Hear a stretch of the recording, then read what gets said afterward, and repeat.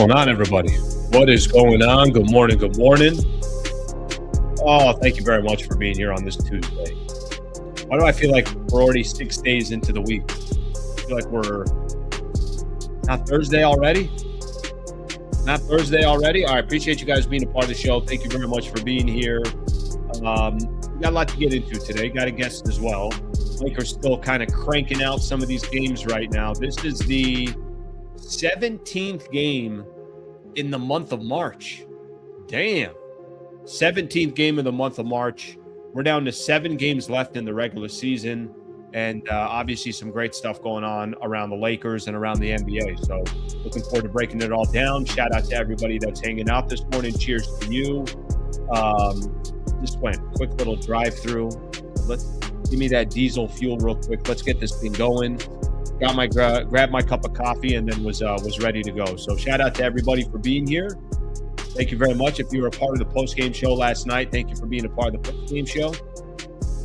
Oh, the Washington Wizards. How is that still an NBA franchise? How is that still an NBA franchise?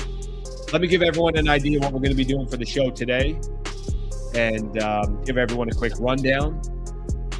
Once we're done with that, we'll look at the comments. We'll get the show started. So shout out to everybody. Of course, please subscribe to the channel if you guys don't mind. And thank you for making this part of your mornings here as we do the show every morning. Okay, so Lakers beat the Washington Wizards. Nobody really cares about that. But they have won 15 of their last 17 games. Got a funny clip I'm going to play for everybody. And I said it in the post-game show yesterday. And I think I'm not the only one, even players. Rui Hachimura forgot Anthony Davis was on the Washington Wizards. I got to play that clip for you. It's pretty freaking funny. Magic number for the Lakers to clinch the number 3 seed is just 5. That's a combination. It's how many games they win. Some of these other teams that lose, I know it's a little complicated because you still got Denver in the mix. You got Minnesota in the mix. You got the Rockets in the mix. But the Lakers put themselves in a great position here. Magic number to clinch. The 3 seed is number 5. Remember, I told you guys this. The only thing I'm looking for from the Lakers, can you clinch before you get to next Friday, a week from this Friday?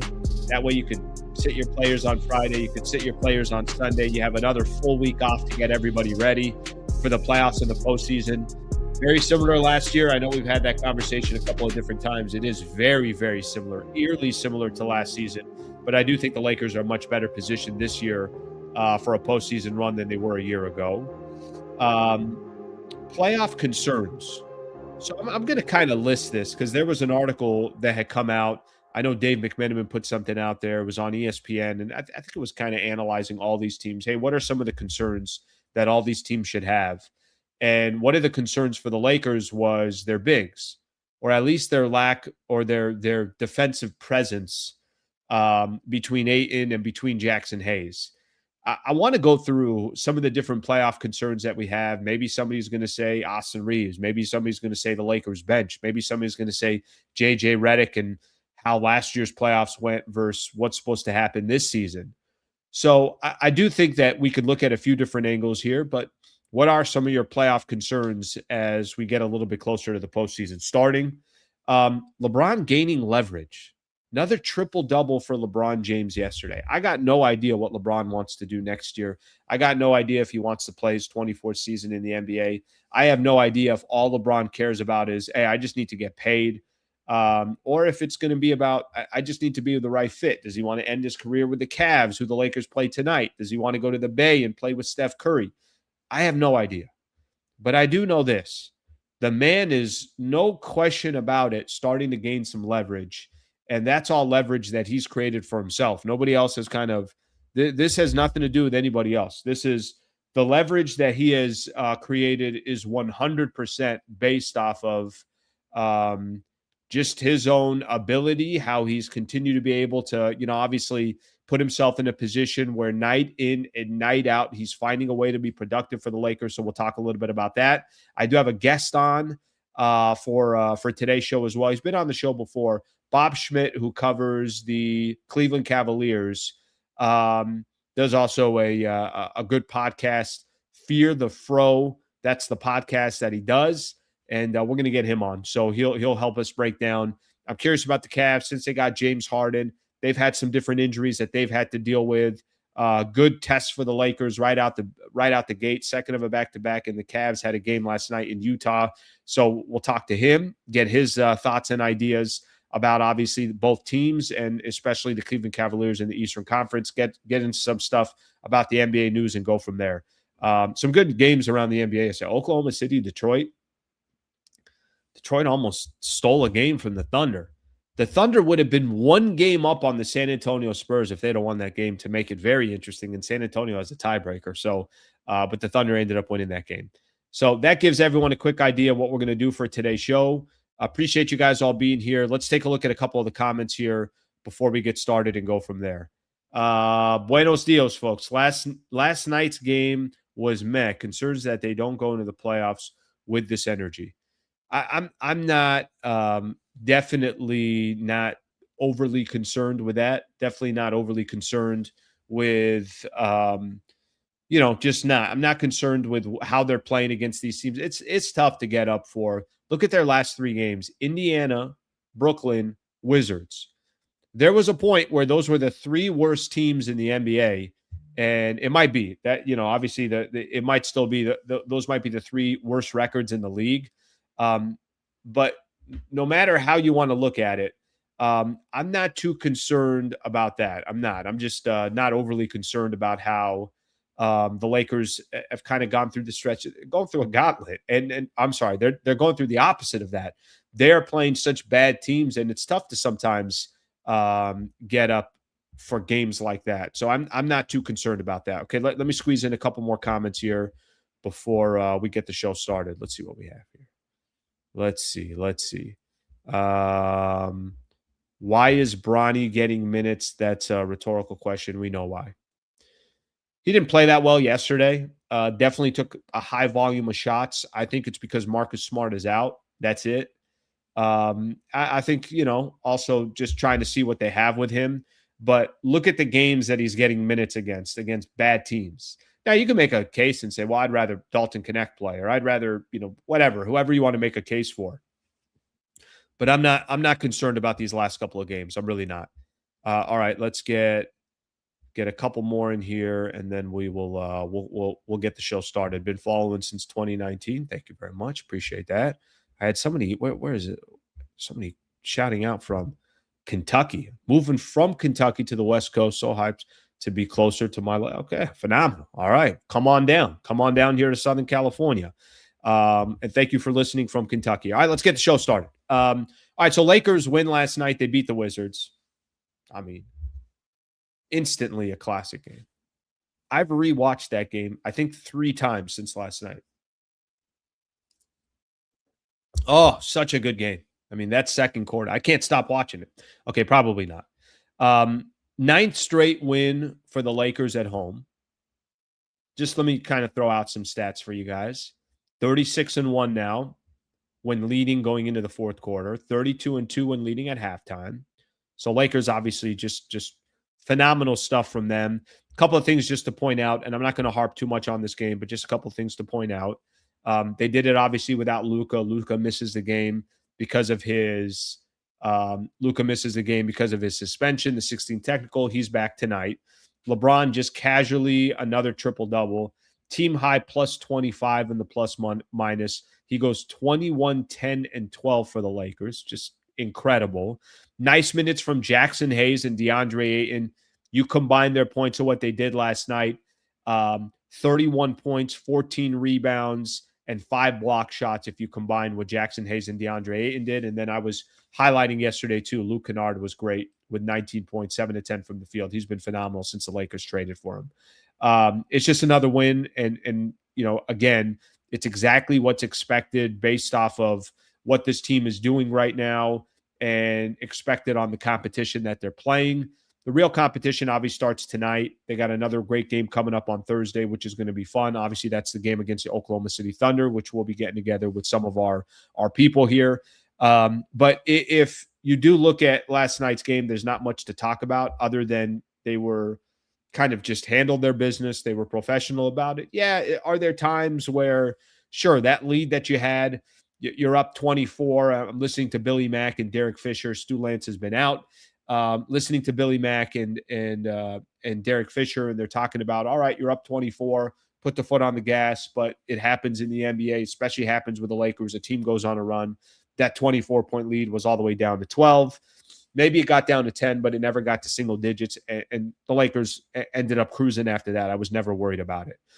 The bigger story, I think, with each one of these games is you're getting closer to locking up the number 3 seed. That's the bigger story. I think the bigger story at the end of the day, when the dust settles, all you're kind of looking for is, all right, are we getting closer to where we need to be? Are the Lakers getting closer to where they need to be in regards to those games were so key against Denver and Minnesota, and the 2 against Houston? It was technically 2 against Denver as well. They were all so big, but you hit these tiebreakers that your magic number to clinch the number 3 seed is just 5 games. So that 49-26 record, 23 games over 500. You have some cushion on Denver. You have some cushion on the Wolves. You have some cushion on the Houston Rockets. I'll tell you right now, Rockets are not catching the Lakers. I don't think the Timberwolves are either. The only team, if the Lakers, went through a stretch where they lost 3 or 4 or something like that, would be Denver, who's playing some really good ball right now. So it just kind of gives you an idea for the Lakers the rest of the way. I want to play one clip here because I think it's hilarious, and it's going to kind of put we'll put the bow on talking about the Washington Wizards, and then we could start talking about some different potential playoff concerns that we have based off an article that came out on ESPN. I'm going to play this clip real quick of Rui, because Rui post-game, and I think like everybody else, the only other thing I kind of took away from last night's game is watching Anthony Davis and seeing AD with some of the different players of the Lakers. I genuinely feel bad for Anthony Davis. Genuinely do. And if you forgot that Anthony Davis got traded to the Washington Wizards, because there are plenty of times where I forgot that Anthony Davis got traded to the Washington Wizards, take a listen to Rui Hachimura talking about seeing Anthony Davis yesterday. Take a listen. Rui, I know trades are part of the business and whatnot, but how nice was it to see AD back here? And has he hit you up for any DC reps yet? No, I think it was funny that because I was during the time I was looking at the bench, and then I saw AD and I was shocked. I was like, wait, I totally forgot about it, So I went to say hi to him, He's like, yeah, he knew.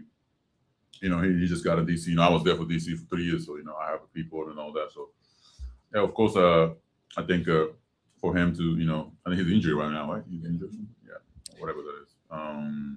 I think it's a good situation for him. I hope the best for him, and I was happy to see him. All right, so Rui Hachimura had no idea, completely forgot that Anthony Davis plays for the Washington Wizards. I did this a little bit last night, when I was doing the post-game show. Feel bad for AD. And I don't even know what to tell you, but when you kind of pay attention to, wait, where's Anthony Davis? What is he doing? All that stuff. Yep, that's where he is. And Rui Hachimura had no idea about it. All right, enough of last night's game, enough of some of those stats, but I do want you guys to know that the magic number for the Lakers to clinch is 5 to get to that number 3 seed, and they're putting themselves in a phenomenal position. Here's a question I want to throw out to Laker fans and really anybody that's on the channel. Playoff concerns. So it's kind of interesting to see the Lakers right now, and this article that I'll put the article up. I think you guys could take a look at it as well while I'm looking at it. So ESPN is kind of going through what are all the weaknesses that every one of these contenders have right now, which, by the way, the Lakers they're considered a contender. That's fine. I mean, they're not a favorite or anything like that, but let me kind of just walk you through. And I want to know if you guys think this is fair or if there's other concerns that would be bigger going into the postseason. Chance to make the West semifinals. So what does that mean? Basically, you win the first round. A 58% chance to make the West semifinals. That's not this, really high number. I just all that. What's the bar? The bar is just winning the first round. So that means if they're equating this to you got the Rockets in the first round, they're giving the Rockets a 40% chance to beat the Lakers. Lakers would be the slight favorite. And I think that's probably right. That's probably accurate. I'd pick the Lakers to beat them too. Houston without a point guard, no question about it. I'm sure that number would go down a ton if it was Denver that they're playing. And it would go down, I think, a little bit more if they're playing Minnesota. Not more than Denver, but it would go down if they're playing Minnesota over Houston. Chance to make the NBA Finals. The Lakers are given a 4% chance to make the NBA Finals. 4% chance. The kryptonite. So where the Lakers, the biggest concern that ESPN has, and this is, like I said, a good story. This is, I think, part of this is a Dave McMenamin piece since he covers the Lakers. The biggest challenge for the Lakers that they are putting on here is rim protection. So, and they got some stats. Lakers see opponents shoot 61% in the paint, 29th in the league, according to the Genius IQ that they use. Obviously, DeAndre and Jackson Hayes are the two primary defenders for the Lakers. Here's who they're saying the Lakers should avoid. Opponents to avoid: the Minnesota Timberwolves and the San Antonio Spurs, probably because of their size, because of their length. Obviously, we saw what the Lakers and the Minnesota Timberwolves did last year, even though I think the Lakers are much better equipped this postseason run than they were a year ago. So for ESPN and looking at their analytics and analysis and everything else, they are saying the biggest concern they have for the Lakers is rim protection. You know, I've said this a couple different times. Part of the reason why I got some more confidence about the Lakers this upcoming season is because this playoff run is because I actually feel the DeAndre Ayton, Jackson Hayes combination is much better than whatever they had last year. And I think over this last, what do you want to call it now? Maybe 3 weeks. I think DeAndre Ayton has clearly got into I know what my role is.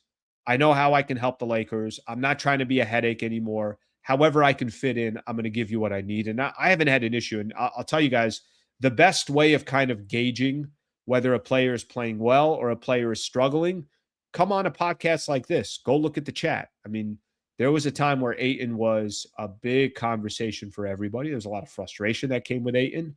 And that isn't the case right now. Not that Ayton became Hakeem Olajuwon, but because he's playing his role. And I think everybody's expectations are, you kind of know what to expect now from Ayton, and you're not expecting him to be just some unbelievable player, nor is he an unbelievable player.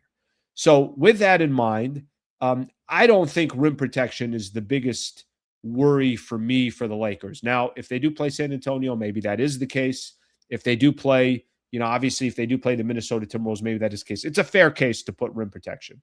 But if I had to ask everybody now, what is your biggest concern going into a playoff run for the Lakers? What are the things that stand out? I could tell you my knee-jerk reaction of what are the things that I would say, not just, yes, a little bit of fear, but more importantly, like where do you feel like the Lakers would struggle? Here's what I would look at.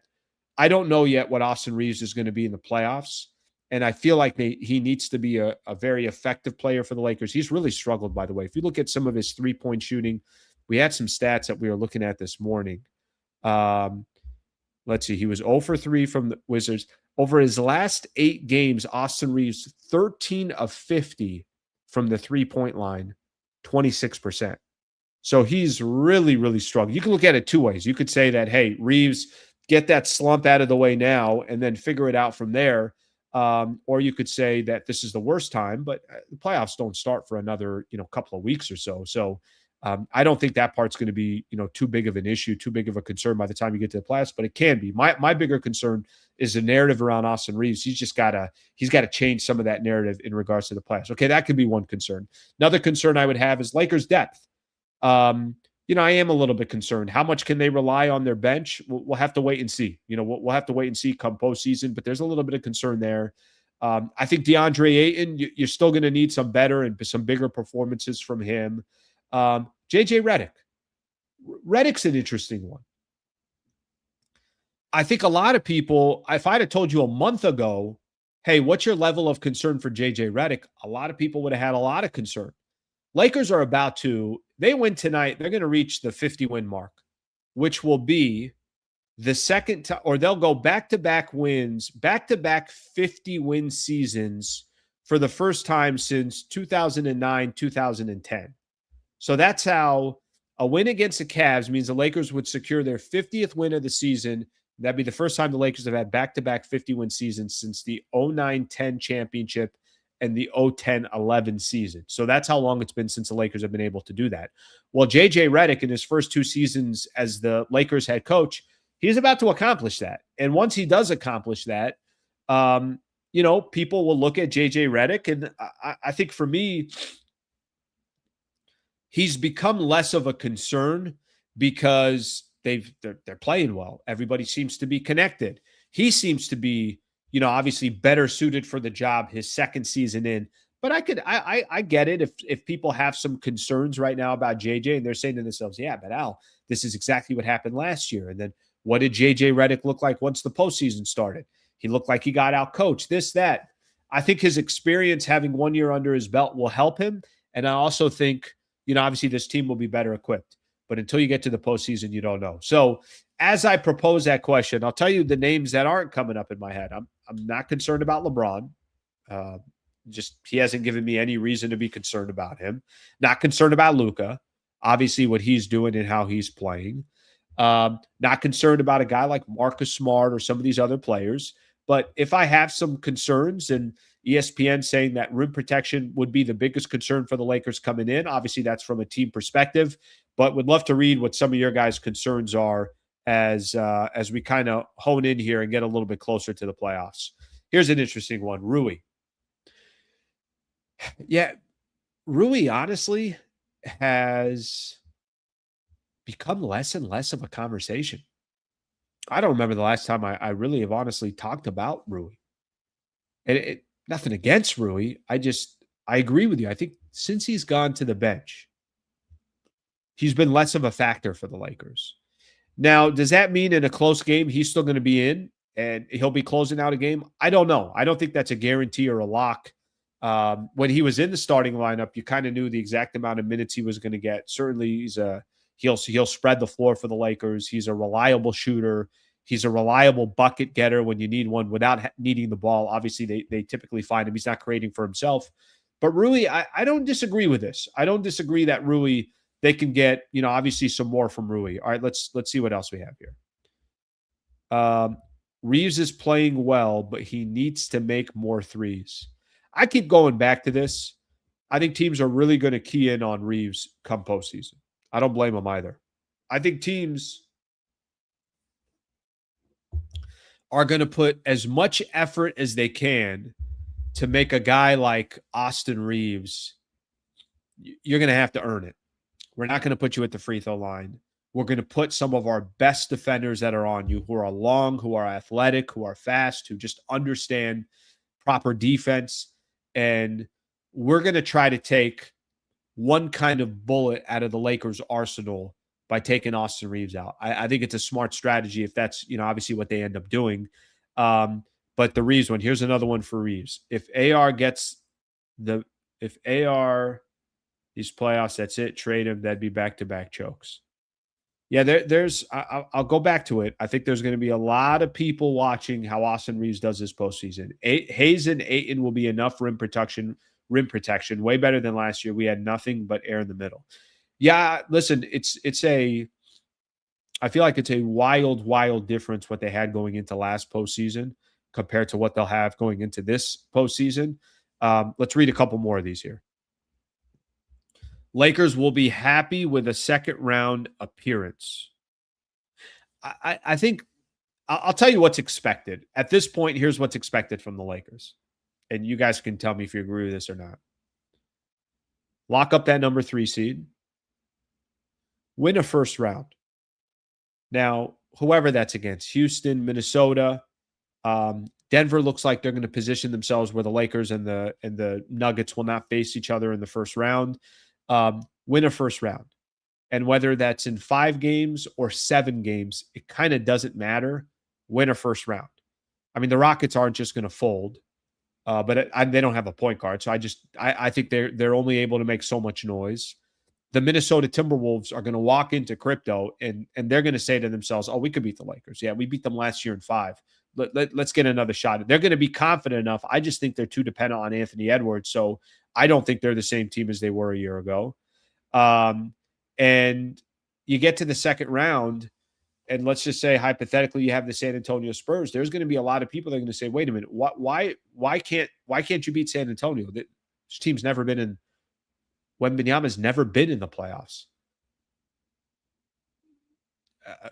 Vassell and Stephon Castle and some of these other players that they've never played a postseason game. And you got all this experience with Luka and LeBron and AR and Marcus Smart and DeAndre Ayton. All these guys have been to the playoffs, won NBA championships, been to NBA finals, all that stuff.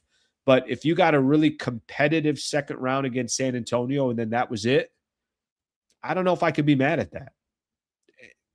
Job's to be honest, to be realistic, right? I'm not trying to blow smoke and say, well, it's the Lakers, and if they don't win a you can say whatever you want, but I'm trying to look at it from an objective perspective. What are proper expectations to go into when you get into the postseason? I would say you get to the second round and it's a dogfight against San Antonio, then you've kind of done your job based off of the team that you have and the record that you have and the players that you have. Now, I guarantee you LeBron and Luka are not going to be thinking that. Now, we got a long way to go. So obviously we don't have to worry about the second round until the Lakers are there, but we got a long way to go until we get there. But something to keep in mind in regards to that. Okay, let's take a look at a few more here and go from there. I expect the Lakers to be in the Western Conference Finals. That's realistic. There are some people that believe that, and part of that belief is because, like I said, some of the reasons that I mentioned, experience from one team, experience to another. Second round versus Spurs is crazy. Is Dalton cooked? Poor guy. He's cooked, I think, with the Lakers. So I hope that helps answer it. Lakers need a real second best player this summer. Well, they definitely are going to need more talent if you want to compete with the elite of the elite. And the elite of the elite are, go look at the NBA standings right now, and you got like Thunder have won 9-10, Lakers have won, or Spurs have won 9-10, and maybe 9 in a row. Lakers have won 9-10. Lakers are just trying to get into that conversation with those two teams. And frankly, over the last 30 days, they have been in that conversation. The only difference is the Spurs and the Thunder have obviously been doing it now for the entire season. So a big difference from that perspective. All right, let's keep rolling here. I got this. I got another topic here I want to get into. I'm gonna probably wait for our guest because I think we could have that conversation with him. But before we do so, let's give a shout out to one of our partners. Let's talk a little Harrah Resort SoCal. So shout out. I got a lot of people that hit me up yesterday. I'll be taking care of a lot of people over at Harrah, and I'm looking forward to it. I'm excited about it. If people are going to come that far out of their way, Harrah Resort is not across the street from crypto, but we are going to be doing obviously a viewing party for a big game coming up on Thursday.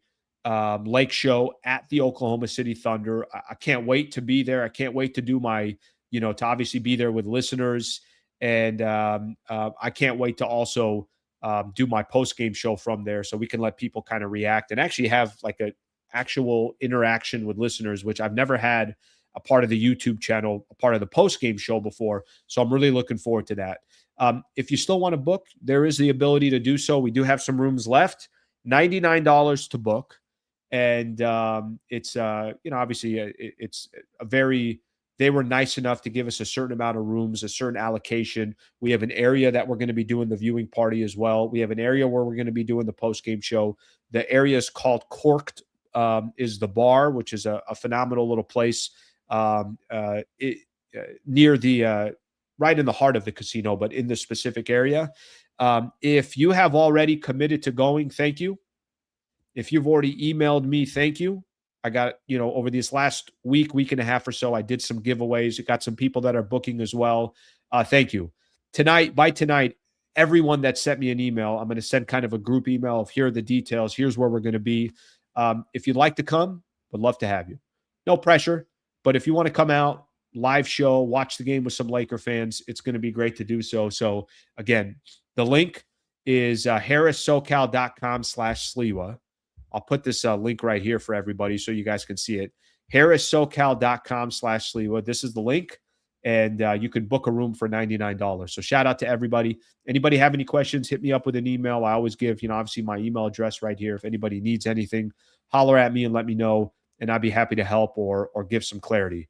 But for everybody else who has committed, sent me an email, booked the ticket, won in the trivia, whatever the case is, I'll hit you guys up later tonight, giving you guys all the details. Shout out to Harrah's Resort SoCal for obviously being the partner for all this. All right, let's keep things moving here. We got our guests ready to go. It's a kind of perfect transition here to keep things rolling on the show.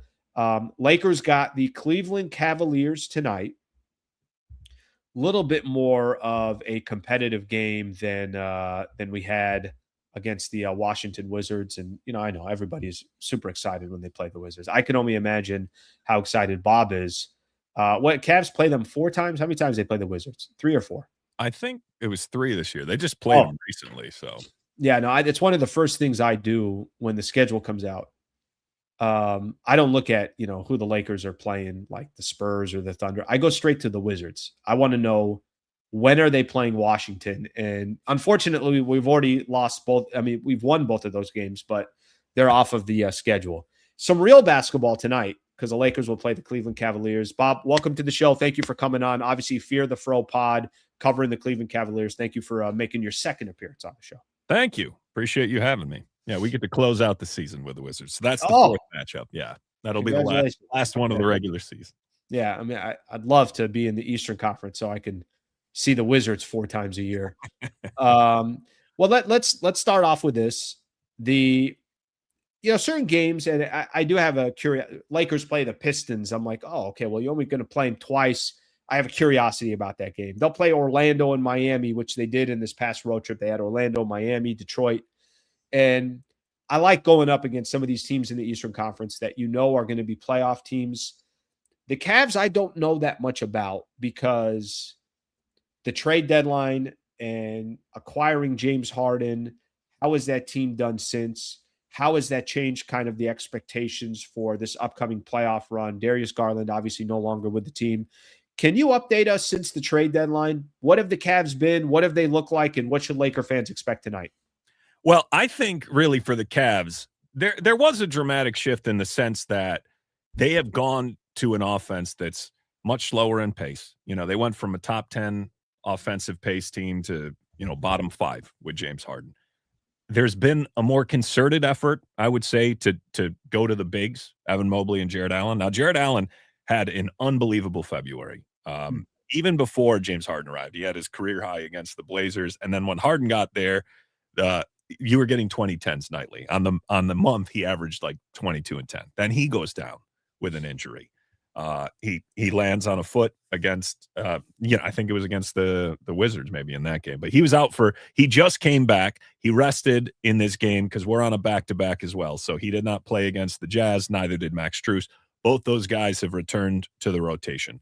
The big difference, I think, is really I wouldn't just solely put it with when James Harden became a part of the Cavaliers, but essentially since the new year, the Cavs have gone away from this focus of making Evan Mobley more of this offensive hub, and they've gone back to much more of a traditional, hammer the bigs in pick and rolls, especially with Harden, because that's obviously such a huge part of his game. But so what you've seen the best month of the season. Evan Mobley's doing 21 and 10 this month. It was just a dunk line last night against the Jazz, who weren't really playing anybody. So take that for what it is. But with Allen and Mobley back in the lineup, there seems to be a much more concerted effort with Harden of ensuring that those guys are involved throughout the game. And he's been very good himself in terms of just his efficiency from outside the arc. Defensively is where the team has kind of regressed. And you can peg that on the fact that they've been playing with just one of the 2 bigs. There's also just been a lot of experimentation because in this stretch, Dean Wade's been out, Evan Mobley's been out, Jared Allen has now been out for a bit. So there's been a lot more of kind of utilizing these, what I would call 4-guard lineups. Even against the Jazz last night, you saw Keon Ellis get the start as the de facto power forward, which is not really the case. So I think offensively, they've been one of the best teams in basketball since James Harden came aboard. Over the course of the season, you're talking offensive ratings with James Harden here that if they bear it out over the course of an entire season, they would be the best offense in the NBA. Defensively is where they'd really backslid because over the past couple of weeks, they were, bottom 10 defense. Now, over the course of the season, against the elite offenses, the Cavaliers have been a top 5 defensive team. And I think that's the hope, is that with both the bigs back in the fold, with Strus back in the fold, assuming Wade comes back and Tyson comes back, who had a big first game against the Lakers there in Cleveland. Yeah. I think their hope is that, okay, some of those defensive issues won't prove to be as problematic when we get into the postseason because the offense looks ready. That looks like something that they can consistently perform at that level. Is this, first off, from availability tonight, will they have a lot of their weapons tonight? Well, I would expect no Wade and Tyson still, Okay. but by all indications, it was just rest leading into the game. Like they had to choose which game to sit down Allen because Allen and Strus were just fresh back, and Strus was unbelievable in that game. Had 6 first-half triples last Friday. Wow. Allen gave 18 and 10 in 18 minutes. So he was on a minutes restriction, and that's what you may see tonight. You may not see a full run of Jared Allen, but you will probably see both those guys because I think the whole incentive was, all right, if we're going to pick a game not to play him in, we're going to pick the Jazz. We're not going to pick the Lakers game. And you still get that W, and then you got obviously everybody available for tonight. So are they pre-trade deadline, post-trade deadline? Are they more dangerous today? Is there upside higher, you think? I mean, of course, that's the goal when you make the trade and you trade away Darius Garland, who's 10 years younger. But is it playing out? I know they've missed some players, but are they walking into these playoffs more confident than they were pre-trade deadline? I would hope so, but I think I'd be selling you a little bit on what I hope for the playoffs. So it is a question. Like it's not a lock that, hey, the trade that they made. Yeah. I think the criticisms would be, okay, for as great as Mobley's been this month, he's been atrocious at the free throw strike. When it comes to the playoffs, it's always going to be about how the games close, and there's obviously those questions with Harden. People still have those questions with Mobley. I think their offense is more set up to succeed in the playoffs. But if you look at the defensive regression, and then if you're one of these people who believes that there isn't a substantial change in your confidence in the offense by swapping out Garland for Harden, because in some ways they're not the same player, obviously. I think the hope goes in how Harden chooses to attack offensively and the way that he has forced the hand of this team to play through the bigs, because Kenny Atkinson is a very small ball style coach. And I think what I've liked since the new year is that through Jared Allen's ascension, through James Harden really loving playing with those guys, it almost forces Kenny to lean into a slower paced, more conventional pick and roll heavy offense that hopefully will be something they can rely upon in the postseason. Health obviously is going to be a huge thing, but I think when you take, an offensive dynamo like Garland, who could create for others, but at times his defense was questioned, and you plug in not an entirely different archetype in Harden, the difference being essentially that he is a little more physical. He can deal with the bumps. He's a little bit taller. He can get the passes to where he wants them to go, maybe a little bit more efficiently. But I don't know that it's such a dramatic change that anybody would tell you, if they're being honest with themselves, that they're 100% more confident. I think the biggest thing for Cavs fans is they'll tell you, well, I want to be healthy, because the last couple of postseasons, nobody believes Garland's performance against the Pacers was indicative of who Garland is. And a lot of the Cavs fans would say, well, we expected something like we're seeing with the Clippers when Garland got healthy. The issue was that he just was always banged up, and he was banged up through the postseason last year. And I think the Cavs fans could settle for a loss if it was a loss that came at full strength, because in all their exits in the last couple of years, be it the Pacers or the Celtics the year before that, there was hamstring issues for Mitchell. You had Allen out with a broken rib. You had Garland nursing the toe injuries and all these things that nobody gets through the playoffs healthy. But I think that's really kind of more the focal point, is that Cavs fans would tell you they believe in the offense. The defense has largely held up on the postseason stage in the past years, even when we've lost in those series. So I think they would tell you at full strength, they believe in the defense, and the offense. We've seen enough in this spell of Harden to say, okay, so long as he has all his options available to him in terms of bigs to dump the ball off to, I think everybody's liked what we've seen. I mean, the three-point shooting has been unbelievable. And even the free throws. He started out not getting to the line when he came to Cleveland. His free throw attempts per game had been cut in half. But this month, he's trended back up towards that 7-8 a game that he was getting when he was with the Clippers. So I think he's settled in more and he's picking his spots to attack a little bit better than he was that first half month where he was just trying to show everybody, I can fit in. I can be a part of this culture. So last time we had you on, and this Lakers team has kind of gone through a complete, I don't even really know how to explain it, but they're a completely different team than they were in the past. They've won 15 of their last 17 games. They finally started beating some good teams. I'm not telling you they are beating the Thunder, the Spurs, the Pistons, and the Celtics, which I think are the 4 best teams in the NBA. But they have started beating teams above 500. If they win tonight, it will be their 15th win in the month of March. It's 17 games. They got a chance to go 15-2. Cavs is a great test for the Lakers. It is. And their next game after this will be the Oklahoma City Thunder.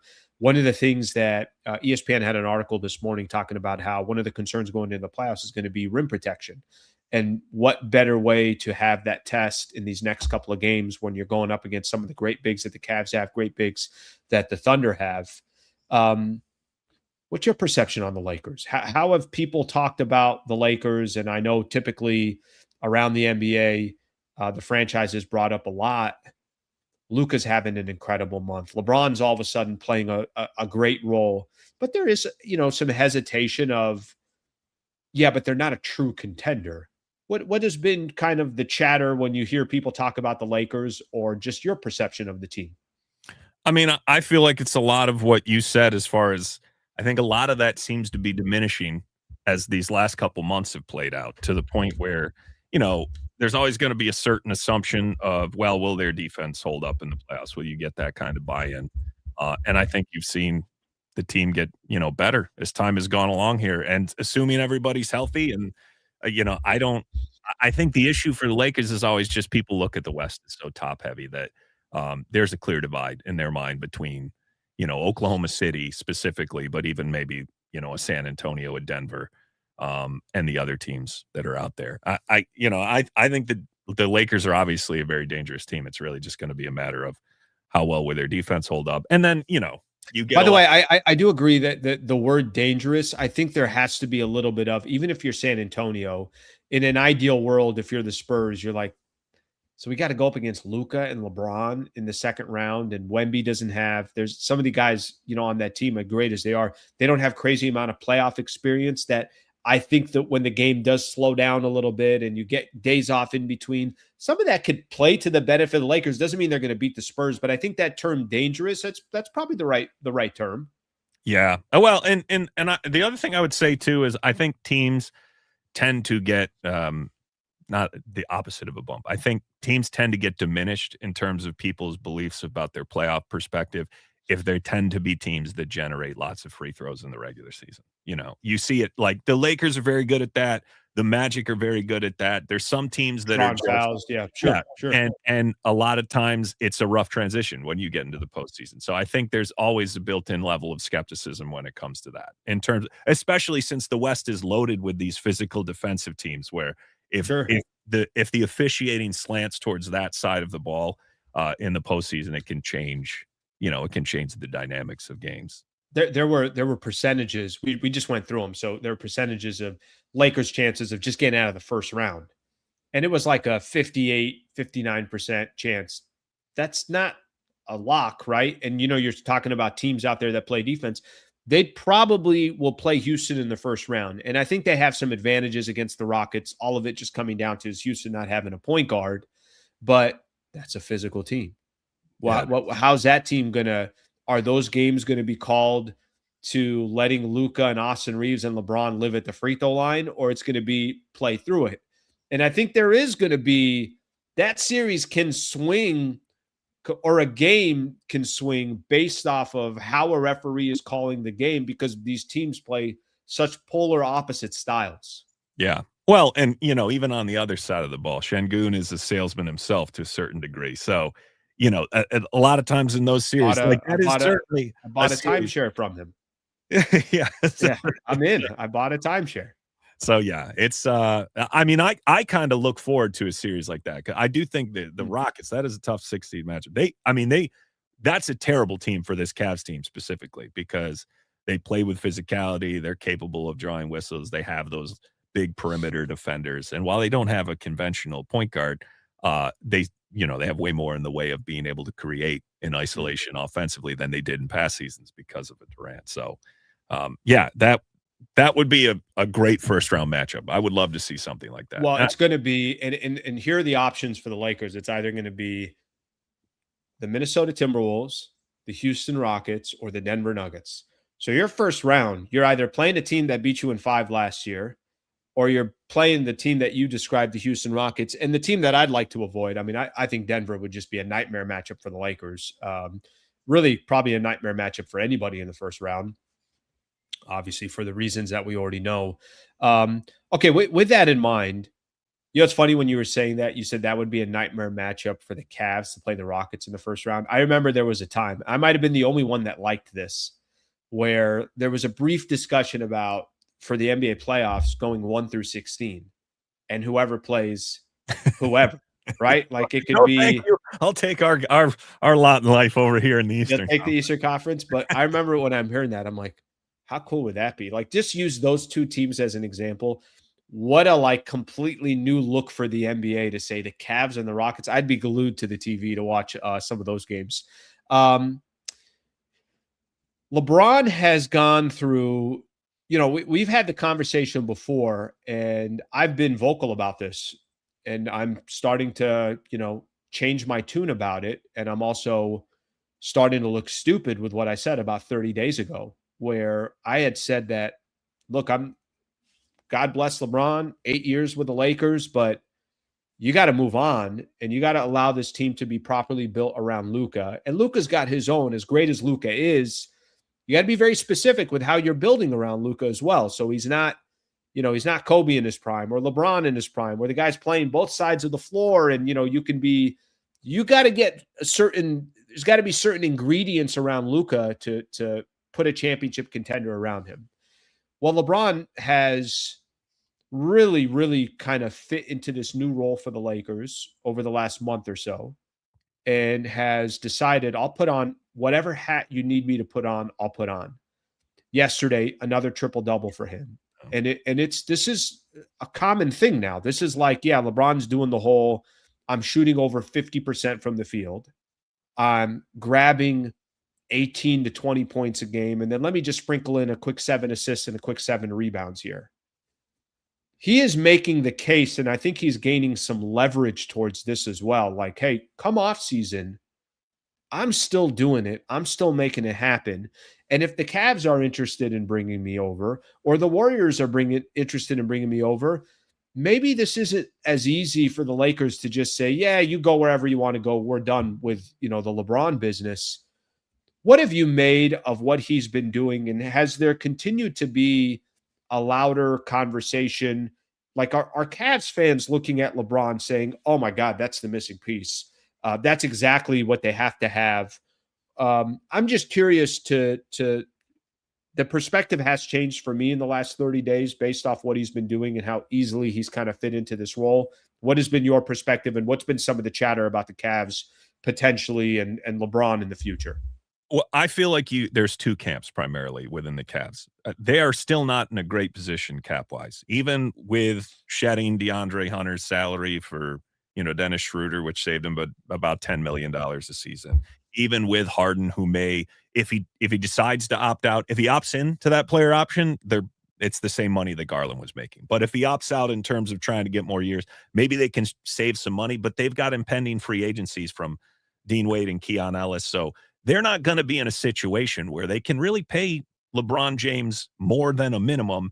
And if they are in that situation where LeBron genuinely would want a reunion with Cleveland, which I'm skeptical of to begin with, they would, in all likelihood, they'd have to offload some people, be it Strus, be it Allen, be it they'd have to free up some salary space to be able to get back under the second apron to give him more options and make trades and things of that nature. My feeling, though, on it is this. I feel like there's a big Cavs contingent that are like, well, yeah, absolutely, we would take LeBron, assuming he wants to come here for the minimum. I think you get more of a 50-50 split when you start saying, well, what if you had to figure out some way to maneuver it via trade? And when I think about it from the Lakers' perspective, I know there's a huge anti-LeBron contingent that's built up over the years, but in terms of how terrible unrestricted free agency typically is, the value of free money versus if you could get LeBron back on a more reasonable price tag. I'm not writing it off yet because I'm with you. I think it might be growing too. Yeah. And well, because truthfully, even if he was a mid-range salary, let's say, if it was slightly above mid-range money, so that the Lakers could say, well, we gave you more money than what you could easily find out there on the market. Would you stomach something like that when you look at the crop of unrestricted free agency and you see the guys that potentially the Lakers could go after with money? Because I think, we have all these big discussions about tanking and tanking solutions. And I think the thing that people ignore so much in those is that a huge part of the reason that tanking has become such a discussion point is because the value of having money in unrestricted free agency has become nearly worthless with the way that players conduct themselves in terms of assigning extensions, even if they don't intend to be somewhere. If there was more avenues to improve your team just by freeing up cap space, now the value of cap space is taking on bad money and getting assets with it.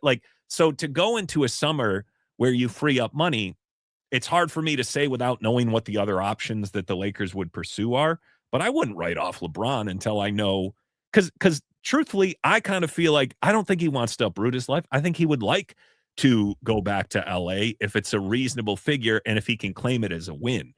And here's the one other thing I would say. This is just a me thing. I don't know if every Cavs fan feels this way, but I don't know if you saw the article about Darius Garland in LA and talking about his departure from the Cavs. And in it, he talked about something which we've seen in the press, which is that Rich Paul told him last summer that this was going to be his last year with the Cavs, which is something that rankles a lot of Cavs fans because it's like, well, why is the agent telling him that this is like the GM would have a say in it? You're signed to a long-term contract. What if they don't want to trade you?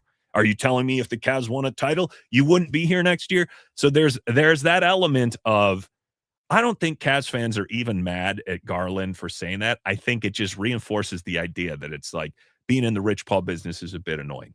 And if the Cavs have to go through a bunch of cumbersome steps in order to bring back LeBron for a swan song season that involves gutting their depth, I think you would find it's probably 50-50 between the camp that says, I don't want to get back into that business for such a short-term, low probability run at, is that enough? Is that enough to put? Now, you say, is LeBron on a minimum enough to take those risks? 1,000%. Every Cavs fan would say yes to that because you're not going to find impact makers like that who you can bring in when you're a second apron team like Cleveland. LeBron has made it wildly interesting because, again, somebody that was, pretty hard set on, it just doesn't make sense. Go, let this man go. If he wants to go do his retirement tour, announced before the season starts, it's my final season in the NBA. He gets that, that tribute everywhere he goes. And if he does it with the Cavs, kind of a cool storybook ending. But now let's look at it from a basketball perspective. It's like, wait a minute. Who are you going to go get that's giving you 18, 7, and 7 a night? And the question will come down to is just what do the finances look like? Because like you said, and he can play a little bit of a hero here. Hey, I made $52 million last year. This year I'm going to make $20 million for the Lakers. And, I just want to stay in Los Angeles. I want to compete. I want to give you guys some resources to go out there and properly build, as best as you can, a championship roster. And maybe there is no solution to this because San Antonio is going to be better next year. Oklahoma City is going to continue to get better. I'm sure teams out there that are going to lose in the playoffs will try to be more aggressive. Maybe Houston's better because Van Vliet comes back. But he's done something that I think becomes very, very interesting. He's still freaking amazing. And, if you were having a conversation before, let me just give you an example. Let's say LeBron doesn't play for a couple of games. The Lakers will hurt because of that. And I don't know if we were having that conversation 2 months ago. Well, and you bring up this idea of, let's say he takes $20 million. I think from a narrative perspective, I agree with you. The Cleveland narrative would be cool. But look at when he came back to Cleveland from Miami, right? Dan Gilbert had done the letter. They were at odds. And yet somehow he recognized okay, this is a chance not only for me to have a better chance to win with a young core like Kyrie and the first round pick that was Wiggins that got traded for Love, but there's more for me to gain here that I can put aside whatever animosity I have with Dan Gilbert. And Dan Gilbert similarly could look at that and say, yeah, I'm probably still am annoyed by how LeBron departed the first time, but this is our only real avenue to a title. And they put it behind them and they moved forward. Even for all the stories that have come out in this last year with LeBron, I think there's an element of that is a clear win for the Lakers if they can get him to take a much smaller salary and still try to add to the team around Luka. And it can be claimed as a win for LeBron and his group too. So I don't think it's off the table.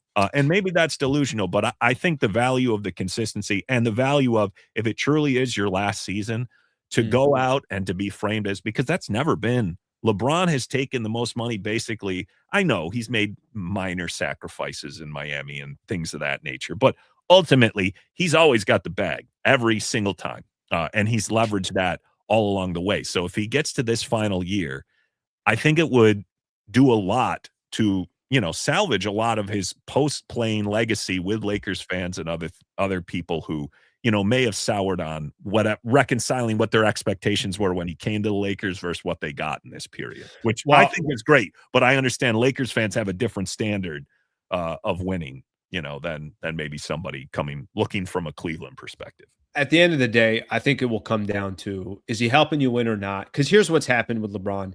He's not taking anything away from Luka. He's not. As in, go watch the way Luka has played this month. He's been incredible. Almost 40 a game. Everything runs through Luka. The only thing that can stop Luka is a technical foul. That's literally the only thing that can stop him is him getting himself kicked out of a game. But Luka's been incredible. He's now in this conversation. I don't think he'll win MVP, but clearly he's in the conversation. And what has LeBron taken away from that? He isn't taking anything away. LeBron has actually just kind of helped that, added to it. At times, Luka's like, I need some plays off. Here's the ball. Let me get the hell out of the way. So I think with all that, it just makes for, obviously an interesting offseason. Last one I got for you, brother, and I appreciate you coming on the show as always. It'll be a fun game tonight. Lakers taking on the Cleveland Cavaliers. That game is obviously at Crypto. Tip-off at 7:30. I don't know how you guys do it out there. I mean, I that late of a tip-off? I know. Well, the West Coast road swing is a literal hell when you're on the East Coast, where it's I would be asleep by pregame. But last one I got, and this one is just specifically on the Eastern Conference. So I've just assumed here that everything is going to run through the Boston Celtics, and I'm going to give them all the benefit of the doubt when it comes to who's the best team in the Eastern Conference. I think the Knicks have one of the best rosters on paper. It doesn't always translate on the court. The Detroit Pistons have proven that, what an incredible season. Give them all the credit in the world. Now, I know Cade Cunningham's health is going to be everything. Let's assume everybody's healthy. Who's your favorite to come out of the Eastern Conference? Where do the Cavs fall into the mix there? And we can call it a day after that. I think Boston's fair. I think even Cavs fans would say, they beat us 3 times this season. They weren't even playing with all their guys for some of those. Cade didn't play in one of those games, and they still destroyed us on the offensive glass. I think it would be, for me, it's Boston or Cleveland. And I think Cleveland fans would tell you they're trying to maneuver their way into a second-round matchup with Detroit. Assuming Detroit's going to stay at the 1 seed, I think a lot of the Cavs fans look at Detroit. The 1-4? About 1-4? The 1-4. Yeah, because right now, the Knicks have lost a couple. They've had some tough matchups here. They could slide to the 4. I don't think the Cavs ideally would prefer to see Boston in the second round. Hell, but I think most Cavs fans would tell you, well, a finals appearance is really the barometer for was this a successful season for Cleveland. Losing in the second round or third round, I don't know that it's going to matter to Cavs fans. If they lose to a Boston team, with Tatum fresh back off of this, nobody's going to be happy. But that's a lot easier to stomach than I think most Cavs fans believe we're a better team than the Detroit Pistons. They split the season series, but they did it in the absence of a lot of guys. One of those losses right before Christmas came on a spectacular mistake by Jalen Tyson where he fouled a guy intentionally up by 3, and he managed to get a shot up from behind half court. So he got 3 free throws. The game went to overtime. They fouled Jared Allen out. The league said that was a mistake. They lose it. So anyway, point being, I think that the Cavs look at Detroit and say, yeah, they're a great defensive team, but we don't believe that this defense can beat us because they've held Cade in check throughout the whole thing. He hasn't been very good against the Cavaliers.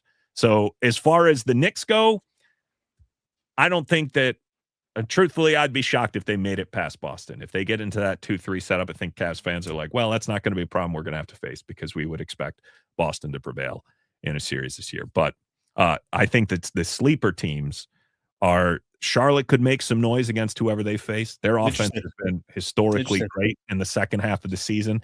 And the last time you've said that in a sentence, Charlotte. I know. Noise. Well, believe me, I was as blown away as anyone that they beat the Lakers at Crypto. I mean, they were. It was like an exhibition game for them. They were making the Lakers look stupid. Now this was a while back, but they looked phenomenal against the Lakers. Well, they to me are a total shooting variance team. Offensively, though, they can generate second opportunities, which has always been a crutch for the Cavs. Moussa Diabate is an unbelievable offensive rebounder, and they get up threes on a volume where even at an inefficient clip, Knebel has been good enough with the efficiency that it's kind of taken some of the focus. In past seasons, it was always like, well, you could count on Brandon Miller and LaMelo to shoot them at such a low clip that they were eventually going to lose that game. The offense has been so good, though, that I'm kind of looking at them as I hope they get matched up against a Detroit or a New York in that first round. And who knows, maybe they could pull off an upset. I think Philly's another sleeper team where, and this is over-indexing, the recent sample, which is if they're back fully healthy, I really wouldn't want to see them because obviously Embiid, if he's on the floor,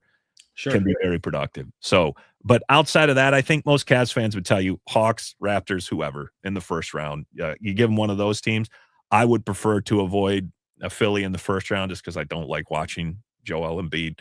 And then in the second round, the Knicks or the Pistons. I think the Cavs fans are at a point where it's like, just give us a healthy playoff run. If you lose and you put, at least you lost full with your guys. At least you lost whole. Yeah, exactly. So because the offense just has not really shown up in the postseason outside of Donovan Mitchell, who's been playing on one leg both these past two playoff runs because we're asking him to do 40 or 50 a night sometimes. So. Great stuff, Bob. I appreciate it. Phenomenal insight on the Cavs in the Eastern Conference. Looking forward to the game tonight. Lakers and the Cleveland Cavaliers tip off at 7:30.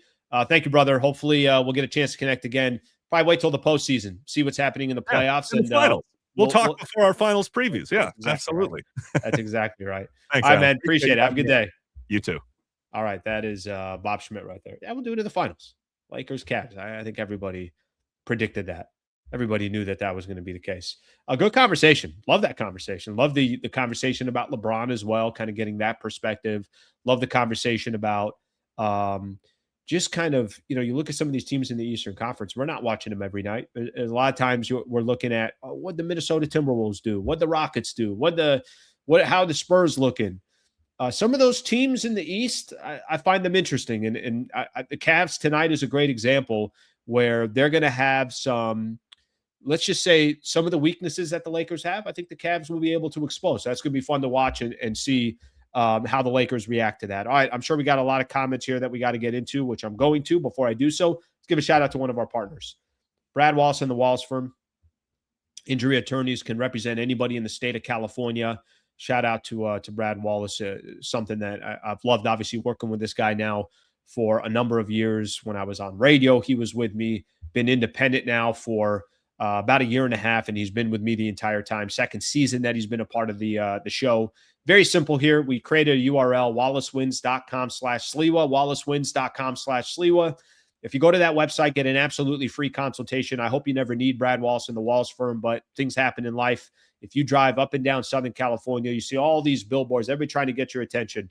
He's the best of the best. He's the best in the business, and everybody knows his reputation. Insurance companies don't want to deal with him because they know that he's going to take care of their clients. wallacewins.com/Sliwa. That's the website to go to for an absolutely free consultation. Shout out to Brad Wallace and the Wallace Firm.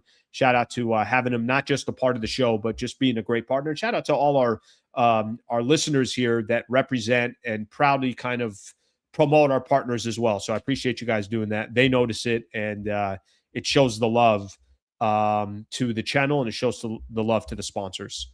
All right, let's take a look at a couple of the comments here. What time is it here? We're already an hour and 5 in. The hell happened to the time? sitting here trying to have a nice conversation, enjoying a nice cup of coffee, and not look at the time here. All right, we're going to kind of sprinkle in comments and NBA news, and then we're going to call it a day. Let's take a look at what people got here. All right, let's see what we got here. Can you guys stop fighting in the chat? Can you guys just sing Kumbaya and enjoy yourself and everybody relax here? All right, let's see what we have here. Exactly. Nobody wants to deal with that Rich Paul-ish. Yeah, it's interesting. I heard that quote, Darius Garland. I think that's an interesting quote there. Very interesting to see that kind of how that went down, and that Rich Paul is telling him you're probably not going to be there in a year, whatever the case is. There is something that comes obviously with LeBron, with Rich Paul. We've dealt with it this season with the Lakers. Remember when Rich Paul's doing his podcast and he traded Austin Reeves for Jaren Jackson Jr.? I mean, right in the middle of the season, they're making trade scenarios there. Lakers can't hide Luka or Reeves on defense. Cavs can make Lakers pay with doubling Harden and Donovan Mitchell. Looking forward to tonight's game. I really am. Let's see. LeBron equals Mobley. Ayton equals Allen. Luka, Spider. Reeves, Harden. Okay. Looks like somebody here has got the Cavs winning tonight. We played Detroit and got beat up. Shea plays them and he gets 25 free throws. Damn. Okay. Something looking back at yesterday's, from NBA news perspective and a couple of the games, I do want to see too. We'll look at a couple of the scores around the NBA. Thunder beat the Pistons yesterday, 114-110 in OT. SGA, 47 points. Yes, you're right. 21 of 25 from the free throw line. Just a couple other teams in the West. Timberwolves beat the Mavericks. Spurs continue to win. They've won 9 or 10 in a row. Suns beat the Grizzlies. Hawks beat the Celtics. Okay, interesting. Did not see that score, 112-102. So something to keep in mind in regards to that. Some notable games tonight to keep in mind. So the Suns playing again. They're playing the Magic. Kind of an interesting one here. Knicks at the Rockets. We'll see what happens in regards to that game. That obviously could have some influence on the Lakers. I don't think the Rockets are catching the Lakers. I think another loss for the Rockets, it's probably going to even further solidify their spot at the number 6 spot. And the Lakers, we did mention the magic number is 5 in order for them to lock in that number 3 seed. All right, my people, I think we're good for today. Anything else? Let's see what we got here. Need the W tonight. All this narrative crap is just crap. That team is just healthy. Bron hasn't changed his game from day one this season. That's kind of media talk. Bron wasn't shooting 30 shots. I do believe that LeBron has adjusted his game. And you don't have to listen to me saying that. JJ Redick had said it in one of the pre or post game shows that they did sit down with him and they had a conversation about his role. So I do think there's something to that. And I'm also not surprised that LeBron changes his role and has no problem doing it, because that's what LeBron does. Okay, one quick thing here. 2 quick things I'm going to mention here. By the way, other people saying solid guest. Bob was great. I couldn't agree more. Real quick, I announced this yesterday. I did take a gig down here in San Diego, so I'm still kind of doing a little bit of back and forth. But I did take a gig. There's a sports radio station in San Diego, 760 AM. So it's a sports radio station that is obviously focused on San Diego, but also just whatever the topical topics are in the world of sports. I did take a gig with somebody that I'm a big fan of and somebody that I've known. His name is John Schaefer, and I'm doing a radio show 3 p.m. to 6 p.m. So kind of similar to when I was, doing the daily show with Travis when I was at ESPN. I'm going to be doing a daily show Monday through Friday from 3 p.m. to 6 p.m. So if you guys want some opinions and thoughts outside of just Lakers basketball, I will be doing it on that show. But nothing changes here on the channel. We keep doing what we're doing, and looking forward to obviously continue to grow the channel, talk NBA, talk Lakers. This is kind of my platform to do that. But I did take a gig 3 p.m. to 6 p.m. So drive time here in San Diego. 760 is a phenomenal signal, reaches good amounts of Southern California. So I'm looking forward to having that show. So I mentioned it yesterday. A couple other people saw the tweet that I had sent out. So if people are asking, what the hell you congratulating this guy for? That's what that's from. So shout out to you, and I appreciate you pointing that out there. Another thing that I want to mention here to give everyone a quick idea. So come playoff time, I actually don't need to mention it this early, but come playoff time, I'm going to be doing some shows on radio on 570 as well. So this YouTube show, we're going to have some presence on 570 as well, on terrestrial radio, on top of all the, obviously the streaming and everything else that we're doing. So get ready for the playoffs, because playoffs, especially after Laker games, so that morning after Laker games, I'll be able to take calls. This will be set up for radio and everything else. I'll actually be doing it from the studios. So we'll be able to do that. Obviously that's phenomenal news for the channel, that we're taking the channel. We're taking kind of what we've built here, and we're also going to be on radio when we're doing that. So shout out to everybody for being a part of it. Harris's show on Thursday. If anybody has any questions, wants some details, interested in coming out, you could send me an email as well. We're going to be doing the show on Thursday. That's a lot of announcements here before I get out of here. Hope you guys have a great rest of your morning. Hope you guys have a great day. I'm back on tonight after the Lakers take on the Cleveland Cavaliers. Looking forward to talking some hoops with you guys and reacting to the game against the Thunder. Have a great rest of your morning. Have a good day. See you guys tonight after the Lakers take on the Cavs. Thank you, everybody.